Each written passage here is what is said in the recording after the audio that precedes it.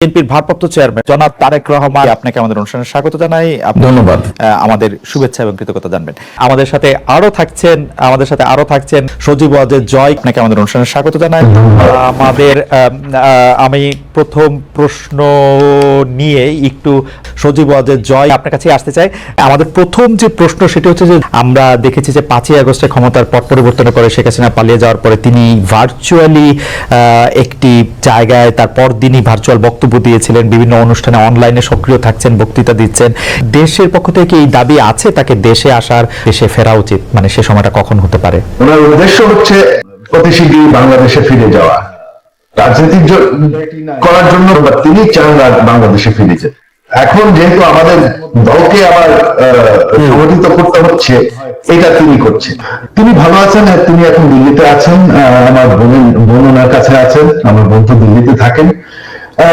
তিনি ভালো আছেন, তবে অবশ্য ওনার খুবই মন খারাপ। তিনি খুবই দুঃখিত যে দেশের জন্য ওনার বাবা জান দিয়েছেন, আমার পুরো পরিবার জান হারিয়েছে। যে দেশের জন্য তিনি জেল খেটেছেন, এত পরিশ্রম করেছেন, এত উন্নয়ন করেছেন, সেই দেশের মানুষ তাকে এইভাবে অপমান করে বের করে দেবে, তার উপর আক্রমণ করতে যাবে, এটা আমরা কেউ কল্পনা করতে পারিনি। এটা তো আপনার একটা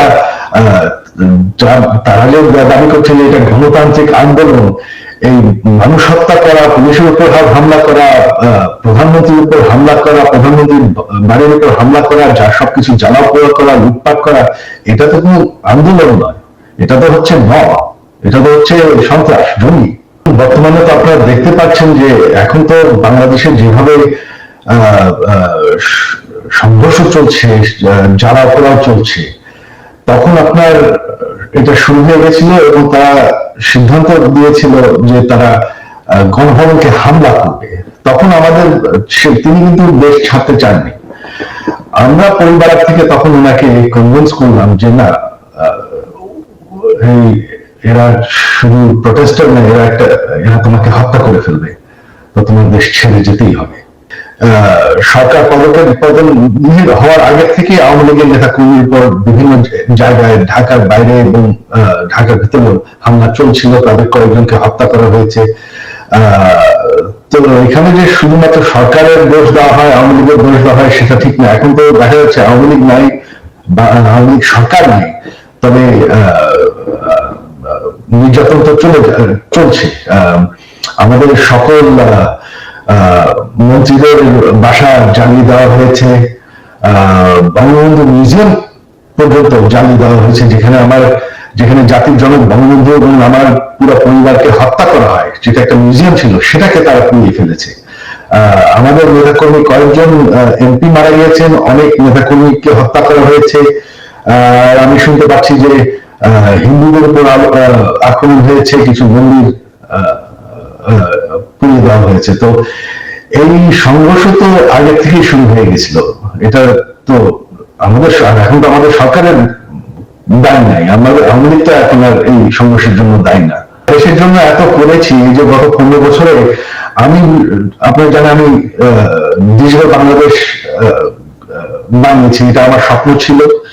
আমি সরকার থেকে কোনো বেতন নিয়ে বিনা মূল্যে আমি এই কাজটা করেছি। আমি প্রচুর পরিশ্রম করেছি বাংলাদেশকে ডিজিটাইজ করতে, গ্রাম পর্যন্ত ডিজিটাল বেনিফিট পৌঁছানোর। তারপরে যদি বাংলাদেশের মানুষ, এই যে উন্নয়ন আমরা করেছি, তারপরে যদি বাংলাদেশের মানুষ আমার পরিবারের সাথে এরকম করে, তাহলে আমাদের আর কিছু ব্যবহার করার নেই। আওয়ামী লীগ মরে যায়নি, আওয়ামী লীগ হচ্ছে বাংলাদেশের সব থেকে পুরাতন দল। সবাই যে মনে করে যে আওয়ামী লীগের পপুলারিটি নাই, দেশে আপনার 17 কোটি মানুষ, 17 কোটি মানুষের মধ্যে এখনো আপনি যদি নিরপেক্ষ নির্বাচন হয়, আমি জানি আওয়ামী লীগ ভোটে জিতে আসবে। হ্যাঁ, 100% ভোট কোনোদিন কোনো গণতন্ত্রে কোনো সরকার পায় না। আমাদের বিরুদ্ধে যারা ভোট হেরে গেছে বা তারপর তো বয়কট করেছি, হ্যাঁ, এদেরকেই আপনি দেখেছেন যারা আওয়ামী লীগ বিরোধী, তাদেরকেই দেখা গেছে। তবে আওয়ামী লীগের যারা সমর্থক, তারা কিন্তু দেশে আছে। আরেকটি ব্যাপার সেটি হচ্ছে আমার আগেকার প্রশ্নের সাথে সম্পর্কিত, যে গণ অভ্যুত্থানের মুখে শেখ হাসিনার দেশ ছেড়ে পলায়ন, আওয়ামী লীগের নিষ্ক্রিয়তা, এক ধরনের মানে আওয়ামী লীগ দেশের রাজনৈতিক প্রেক্ষাপট থেকে বাদ হয়ে গেছে, কেউ কেউ আমাদের মিডিয়ার ভাষায় কেউ কেউ বলছেন যে একটা -1 হয়ে গেছে। অন্তর্বর্তী সরকারকে নিয়ে কোনো -2 সংখ্যা কি আছে? আমার সাথে অন্যায় হয়েছে, অবিচার হয়েছে, আমার পরিবারের সাথে হয়েছে, আমার বাবাকে হত্যা করা হয়েছে, আমার মায়ের সাথে অন্যায় করা হয়েছে, তাকে অত্যাচার করা হয়েছে, আমার ভাই মৃত্যুবরণ করেছে এই অত্যাচারের কারণে। আজকে এর জবাব যদি আমাদেরকে দিতে হয়, এই অন্যায় অত্যাচারের, আপনাদের সাথে যে অন্যায় হয়েছে, আমাদের বহু নেতাকর্মী, বাবা মারা গিয়েছে, মা মারা গিয়েছে, স্বজন মারা গিয়েছে, হাত করা অবস্থায় তাকে জানাজা পড়তে বাধ্য করেছে, আমাদের বহু সহকর্মী মারা গিয়েছে জেলখানার ভিতরে হাত করা পড়া অবস্থায়। পলাতক স্বৈরাচারের সঙ্গে সঙ্গে তার অবৈধ মন্ত্রী, এমপি, বুদ্ধিজীবী বা বিচারপতি, বায়তুল মোকাররমের খতিব, প্রেস ক্লাবের সভাপতি, সম্পাদক কিংবা কতিপয় সাংবাদিকের পলায়নের মধ্যে দিয়ে আবারও প্রমাণিত হয়েছে অবৈধ রাষ্ট্রশক্তি নয়, বরং শেষ পর্যন্ত জনগণের রায় কিন্তু চূড়ান্ত, যে আওয়ামী লীগ স্বাধীনতা একসাথে যায় না। আওয়ামী লীগ আর গণতন্ত্র একে অপরের শত্রু। অপরদিকে বিএনপির কাছে গণতন্ত্র, বাক, ব্যক্তি আর স্বাধীনতার, সংবাদপত্রের স্বাধীনতা নিরাপদ। বিতাড়িত স্বৈরাচারের পলায়নের পর গণতান্ত্রিকামী জনগণের আকাঙ্ক্ষা পূরণে এক বিশাল দায়িত্ব নিয়ে আজকের অন্তর্বর্তীকালীন সরকারের যাত্রা শুরু হয়েছে। তবে গণতন্ত্রের পক্ষের সকল শক্তি এবং সাংবাদিক সমাজকে সতর্ক থাকা দরকার।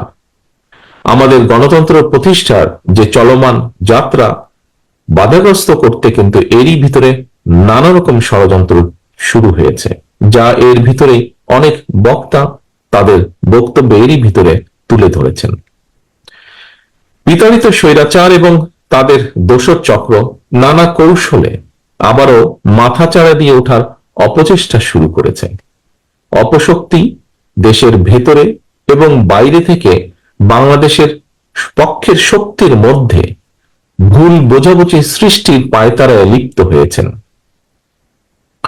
তবে সবাই যদি আমরা সতর্ক থাকি, বাংলাদেশের পক্ষের শক্তির মধ্যে ভুল বোঝাবুঝির অবকাশ থাকবে না বলে আমি দৃঢ়ভাবে বিশ্বাস করি। পলাতক মাফিয়া সরকার গত 1.5 দশকে বিএনপি সহ বিভিন্ন দল ও মতের হাজার হাজার মানুষকে হত্যা করেছিল, শত শত নেতাকর্মীকে গুম, অপহরণ করেছিল। বিএনপির 50 লক্ষেরও বেশি নেতাকর্মীর বিরুদ্ধে প্রায় 1.5 লক্ষ মামলা দিয়েছিল।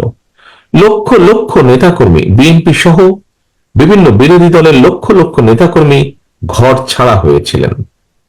অকারণে, বিনা কারণে, বিনা অপরাধে mother of democracy Begum Khaleda জিয়াকে 5 বছরও বেশি সময় কারাবন্দী করে রাখা হয়েছিল। পলাতক স্বৈরাচারের নির্দেশে শুধু জুলাই আগস্টেই গণ অভ্যুত্থানে কমপক্ষে 2000 ছাত্র জনতাকে শহীদ করা হয়েছে, কমপক্ষে 30,000 মানুষকে করা হয়েছে আহত। গণ অভ্যুত্থানের এই সময় শুধুমাত্র বিএনপি এবং এর অঙ্গ সহযোগী সংগঠনের শুধুই মাত্র 4 শতাধিকেরও বেশি নেতাকর্মী শহীদ হয়েছেন। এর বাইরেও যারা শহীদ হয়েছেন বা হতাহত হয়েছেন, হয়তো তারা সরাসরি বিএনপির কর্মী নন, তবে অবশ্যই তারা বাংলাদেশের পক্ষের শক্তির সাহসী প্রাণ। তারা ছিলেন আমাদেরই কারো সন্তান, আমার, আপনার, আমাদেরই কারো ভাই, কারো বন্ধু, কারো সহকর্মী কিংবা স্বজন। এমন হাজারো হতাহত ছাত্র জনতার আত্মত্যাগের বন্ধনে বাংলাদেশের পক্ষের শক্তির মধ্যে জাতীয় ঐক্য গড়ে উঠেছে। সুতরাং আমরা যারা বেঁচে আছি, শহীদদের আকাঙ্ক্ষার একটি গণতান্ত্রিক, মানবিক, বৈষম্যহীন বাংলাদেশ প্রতিষ্ঠার মাধ্যমে শহীদদের রক্তের ঋণ পরিশোধ করা আমাদের দায়িত্ব। একই সঙ্গে পলাতক স্বৈরাচার আর তার দোসররা যাতে রাজনীতিতে পুনর্বাসিত হতে না পারে, সেই ব্যবস্থা গ্রহণ করাও কিন্তু আমাদের কর্তব্য। এজন্যই যথাযথ আইনগত এবং রাজনৈতিক পদক্ষেপ নেওয়া প্রয়োজন বলে আমরা মনে করি। পলাতক মাফিয়া খুনিদের পুনর্বাসন ঠেকাতে তাদেরকে একদিকে আদালতে বিচারের মুখোমুখি করা প্রয়োজন, অপরদিকে তাদেরকে অবশ্যই জনগণের আদালতের রাজনৈতিক বিচারে প্রত্যাখ্যাত হওয়ার পরিস্থিতিতেও ফেলতে হবে।